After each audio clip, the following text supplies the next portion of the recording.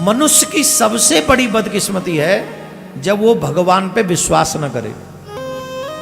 यही उसका दुर्भाग्य है सबसे बड़ा।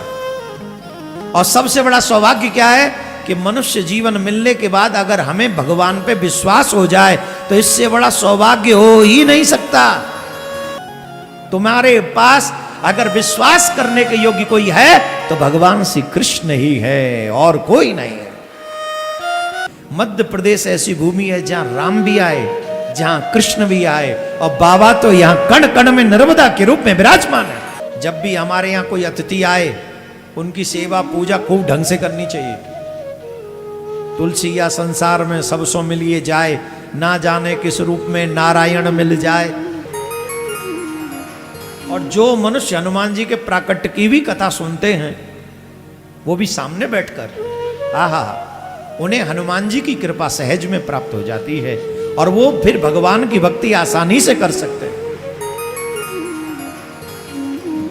कल वैसे ही आपको यहां बैठे बैठे गिरिराज भगवान की परिक्रमा का भी लाभ मिलेगा और कल हनुमान जी के प्राकट्य की कथा सुनाकर आपको ज्यादा पुण्य दिलाने का प्रयास भी किया जाएगा। कल की कथा का ये क्रम बता रहे हैं, आज सुनो। भक्ति करनी हो तो प्रहलाद जी की तरह भगवान पर विश्वास करना चाहिए। कभी भी भगवान पर अविश्वास नहीं करना चाहिए, भगवान पर विश्वास करो। अब देखिए, हिरण्यकश्यप जैसा बलवान प्रहलाद जी को अपना शत्रु मानता है। प्रहलाद जी को शत्रु कौन मानता है? हिरण्यकश्यप, कोई और नहीं, खुद का पिता है। और ये हिरण्यकश्यप साधारण नहीं है। कैसे कैसे वरदान मिले हिरण्यकश्यप को? ब्रह्मा जी से वरदान मांगे उसने, न दिन में मरूं, न रात में मरूं, न घर में मरूं, न बाहर मरूं, न धरती में मरूं, न आकाश में मरूं, न अस्त्र से मरूं, न शस्त्र से मरूं, न नर से मरूं, न नारायण से मरूं, और अगर कुछ बच गया हो तो 12 महीनों में से किसी महीने में ही ना मरूं। हे भोपाल वासियों, हे सनातनियों, अगर तुम्हें भगवान पे विश्वास नहीं है तो यही दुर्भाग्य है। कोई हमारे लिए कहता ना, अपने लिए कई बार लोग कहते हैं हमारी बदकिस्मती बदकिस्मती। मनुष्य की सबसे बड़ी बदकिस्मती है जब वो भगवान पे विश्वास न करे। यही उसका दुर्भाग्य है सबसे बड़ा। और सबसे बड़ा सौभाग्य क्या है कि मनुष्य जीवन मिलने के बाद अगर हमें भगवान पे विश्वास हो जाए तो इससे बड़ा सौभाग्य हो ही नहीं सकता। क्या बोलना पड़ेगा? और धीरे बोलो मेरे भैया, और धीरे बोलो। सबसे बड़ा सौभाग्य है कि मनुष्य जीवन में भगवान पे विश्वास होना। तुम्हारे क्षेत्र में एमएलए एमपी होते हैं, तुम उन पे विश्वास कर लेते हो, करते हो कि नहीं? 5 साल बाद वो बदल जाते, अब दूसरे पे करो। करोगे कि नहीं? नहीं करोगे तो टांग दिए जाओगे, काम नहीं होगा। हाँ या ना? जवाब दो। तो अब उन पे करो, और अगली 5 साल में वो बदल गए, फिर उन पे करो। लेकिन मैं जिस सरकार की बात आपसे कर रहा हूं वो सरकार जब से पृथ्वी बनी है और जब तक ये पृथ्वी रहेगी, और जब पृथ्वी नहीं भी रहेगी तब भी उस सरकार को बदलने वाला कोई नहीं है। वो सरकार हमेशा रहती है। तो क्यों सरकार पे हमें विश्वास नहीं है? क्यों इधर उधर भटकते हो तुम? क्या मिलेगा तुम्हें दर बदर भटकने से? आज तक तो किसी के पल्ले पड़ा नहीं, तुम्हें भगवान पे विश्वास नहीं होता। Why don't believe you Krishna? Your lovely Krishna, your beautiful Krishna. Why don't you believe? तुम्हारे पास अगर विश्वास करने के योग्य कोई है तो भगवान श्री कृष्ण ही है और कोई नहीं है।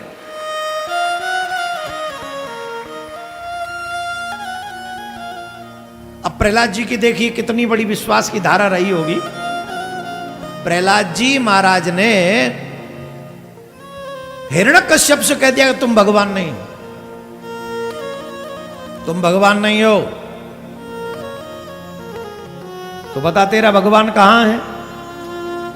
बोले मेरा भगवान कहां नहीं है। आजकल लोग छोटी छोटी समस्याओं के लिए भगवान को छोड़ के भाग जाते हैं। छोटी छोटी समस्याओं के जल्द। आजकल की भक्ति हम क्या बताएं आपको, बोलेंगे तो कईयों को बुरा लगेगा, लगता ही है। हम तो महाराज 5 साल से माला जप रहे थे, लेकिन जब से माला जप रहे थे क्या बताएं महाराज, कुछ काम पैसा नहीं मिल रहा है। हमें लग रहा है माला गलत असर कर रही है। बाबरे, जिस समय दीक्षा ली थी गुरुजी से कहा था कि मैं माला पैसे के लिए जपूंगा। कहा था क्या? ये माला माल के लिए नहीं है, ये माला माधव के लिए है।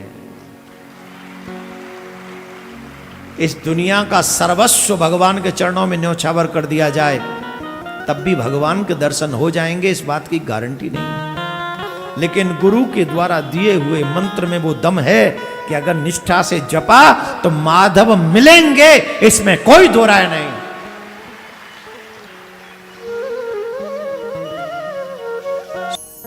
श्वास श्वास पे कृष्ण भज वृथा श्वास जन खोए, ना जाने या श्वास को आवन होए न होए। प्रहलाद जी ने कहा ये मत पूछो कि मेरा भगवान कहां है, ये पूछो कि मेरा भगवान कहां कहां कहां। अच्छा बताओ कथा पंडाल में है कि नहीं? जोर से बोलो। तुम्हें देख रहा है कि नहीं? तुम्हारे ऊपर उसकी दृष्टि है कि नहीं? तुम्हारे को वो वॉच कर रहा है कि नहीं? जितनी देर तुम इस कथा मंडप में बैठे हो उतनी देर मेरे गोविंद की कृपामयी दृष्टि तुम्हारे ऊपर लगातार बरस रही है। इस कथा में अकेले कृष्ण नहीं आए हैं। भगवान की कथा जब होती है तो भगवान के परम भक्त भी आते हैं, उद्धव आते हैं, प्रहलाद आते हैं। अपने भक्त की रक्षा के लिए भगवान खम्मा फाड़ के प्रकट हुए। प्रहलाद जी की रक्षा के लिए खम्मा फाड़ दिया। मैं आपसे पूछना चाहता हूं, जो भगवान अपने भक्त के लिए खम्मा फाड़ के प्रकट हो सकते हैं, क्या तुम्हारी रक्षा के लिए भोपाल में नहीं आ सकते? आएंगे, आए हैं, आ गए हैं, लेकिन बदकिस्मतों के भाग्य में नहीं है। पापियों के भाग्य में नहीं है। दुर्योधन के सामने कृष्ण खड़े थे, नहीं पहचान सका, और अर्जुन ने बहुत पहले ही पहचान लिया था। फर्क है कि नहीं? वो कृष्ण वही है। एक पहचान लेता है, एक नहीं पहचान पाता है। तुम्हें तो पहचानने के लिए भागवत भी हो रही है। भगवान पे विश्वास करो, बिलीव करो, फेथ करो। मेरा निवेदन इन बच्चों को रोक लीजिए आप। ये किसके हैं? अपने बच्चों को अपने पास बिठा लिया। समय देखिए कितना हो रहा है। शांति बना के रखें। सुनिए ध्यान से। अपने भक्त की रक्षा के लिए भगवान नरसिंह रूप धारण करके हिरण्यकश्यप का वध करते हैं और प्रहलाद की रक्षा करते हैं। प्रहलाद जी के नाती हैं राजा बलि। राजा बलि, राजा बलि ने देवताओं को परास्त कर दिया था। देवताओं को परास्त कर दिया था राजा बलि ने। देवताओं को परास्त करके स्वर्ग छीन लिया था। तो सभी देवता भगवान नारायण के पास में गए, त्राहि माम त्राहि माम त्राहि माम करने लगे। हे महाराज हमारी गति करो, हमारा कल्याण करो। हे प्रभु हमारा कल्याण करो। पूछा क्या हुआ? राजा बलि ने हमारा स्वर्ग छीन लिया है। बोले चिंता मत करो, तुम्हारा स्वर्ग तुम्हें वापस दिला देंगे। भगवान राजा बलि के द्वार पर बामन बनकर गए, और बामन बनकर जब गए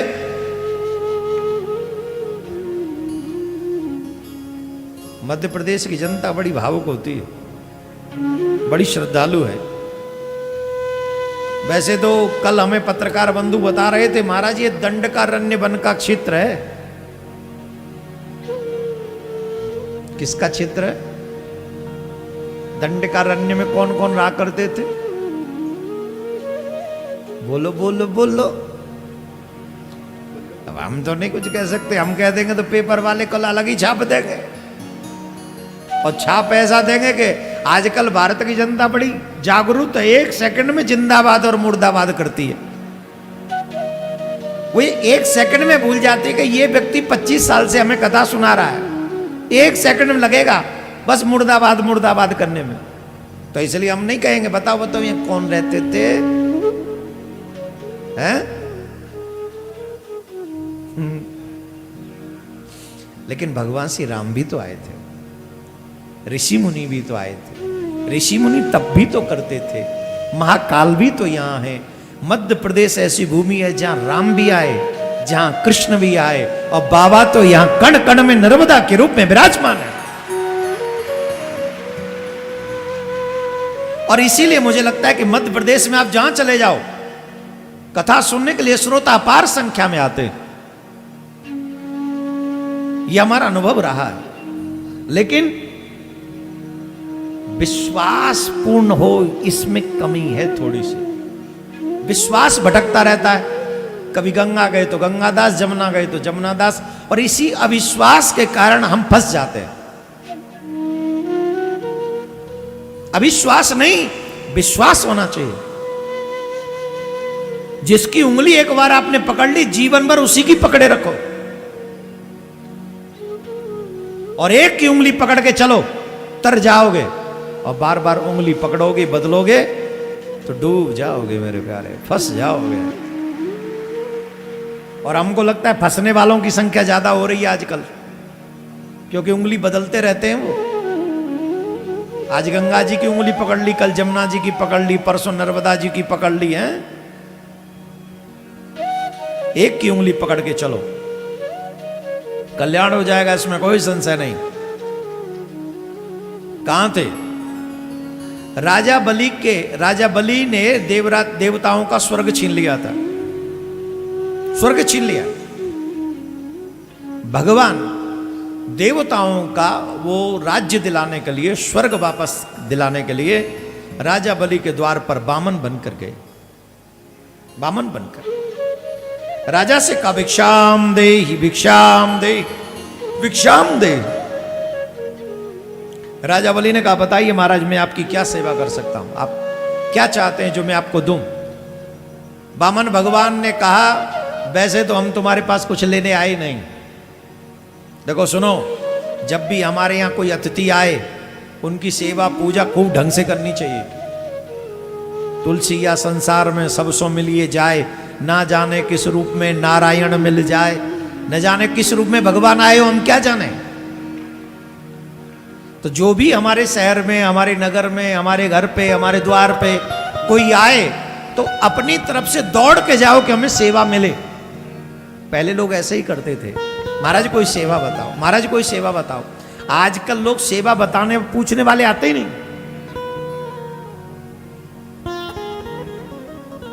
आजकल वो सेवा भाव कम हो रहा है, और ये मनुष्य का स्वभाव होना चाहिए सेवा करना।